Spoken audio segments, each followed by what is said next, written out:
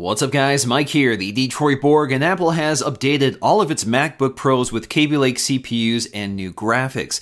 We're going to take a look at the 13-inch MacBook Pro with a TouchBar in this video, but I'll also be taking a look at the new cheaper $1299 MacBook Pro without a TouchBar, as well as a highly spec'd out 15-inch model, again in separate videos, so make sure you stay tuned for that. Now this is the baseline configuration, which starts off at a fairly hefty $1799, but of course you can spec this all the way up to a Core i7 dual core with 16 gigs of RAM and 1 terabyte of SSD storage. It's also available in silver and space gray, and of course I went with space gray just as I did with the previous model. Now we're going to compare them side by side to see the differences, but again this really is just a spec bump. There's no visible differences, there's no changes to the display, the keyboard, the trackpad, the I/O, or anything you might actually see or use. Now there is one visual clue that this is a 2017 MacBook Pro, and that's the symbols or icons on the control and option keys. Inside the box, we'll find some pretty familiar accessories, a very neatly tied up USB-C cable for recharging the MacBook.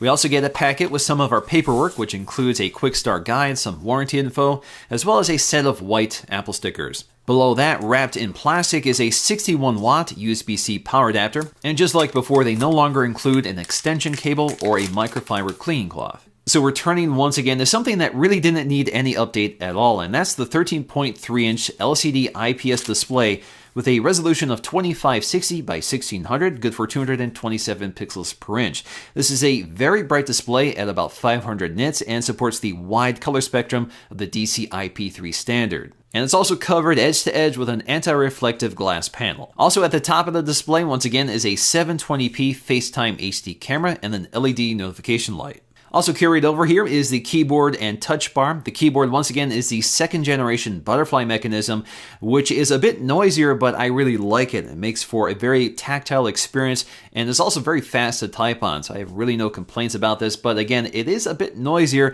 than some of Apple's previous keyboards, so I'll let you listen to it so you can get a feel for it for yourself.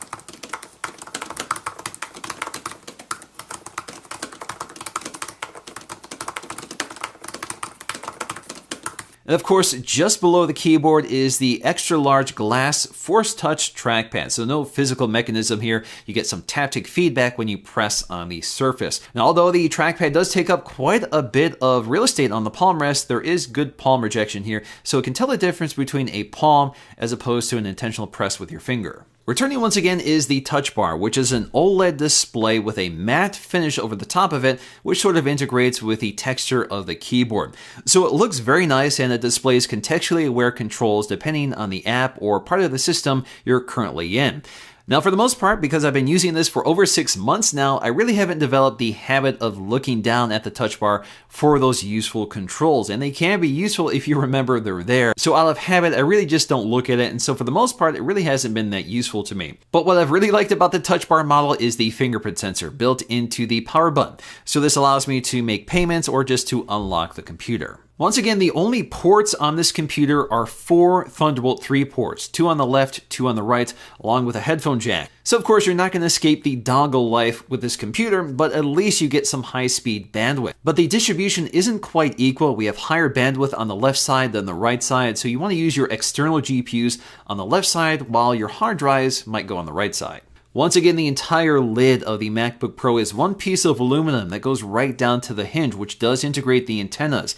Also hidden behind the hinge is the ventilation for the computer. We also have ventilation on the bottom edges of the laptop, which also act as the speaker outlets. So although it looks like we have front-facing stereo speakers, those are actually sort of fiction. They do hide some microphones, but otherwise they're just there for decoration. Once again, we have a 49.2 watt-hour lithium polymer battery, so that's good for about 10 hours of wireless web, 10 hours of iTunes movie playback, and up to 30 days of standby time. So really no change from the previous model. Now, the best way to show you what's actually new about these computers is to take a look at some benchmarks.